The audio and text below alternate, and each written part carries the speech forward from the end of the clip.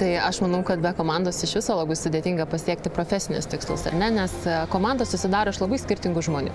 Žmonės ateina su skirtinga patirtim, su skirtinga pasaulėžiūra, su skirtingais gyvenimo iššūkiais, ar ne? Ir mes tada vienas kitą labai galim pilnai papildyti.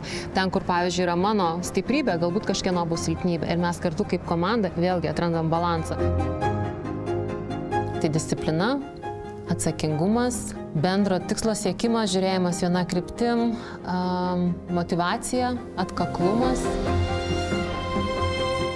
Aš manau, mano atsimintiniausi momentai, kuriuos turėjau, tai buvo pati pradžia, kai tik prisijungiau prie Girtekos. Tikrai komanda padėjo įsivažiuoti, perprasti visus niuansus, bet kas buvo labai smagu stebėti, kad pagalbos ir to dalinimosi sulaukiau ne tik iš savo komandos narių, bet ir iš aplinkinių, ir iš savo vadovybės. Tai tikrai rodo, kad mes visi norime siekti daugiau, turime tą komandos dvasią ir vieni kitus palaikome ir vieni kitus auginame.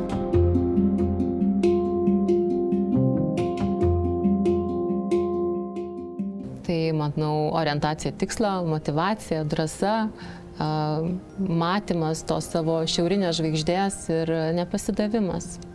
O suklupus atsistoti, susijimti ir judėti toliau. One Girteka. Pirmiausia, tai man yra apie vienybę, apie susitelkimą, apie žiūrėjimą vieną kryptim, apie pastangas, žinant, kur mes einam, ką mes darom, kodėl tai darom.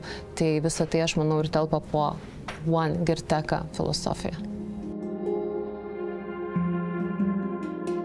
Gal pradžiai nebijoti ir iš tiesų drąsiai klausti, dalintis savo patirtim, savo žiniom, bet lygiai taip pat būti atviru ir priimti kitų turimą patirtį, žinias ir semtis iš jų. Neleisti, kad mažos nesėkmės sužlugdytų, bet taip kaip sportininkai, po kiekvienos nesėkmės kažkada ateina sėkmė. Tai tikrai drąsos, nebijoti savim, tikėti savim ir neprarasti, žinot ko, optimizmo ir pasidžiaugti mažom pergalėm.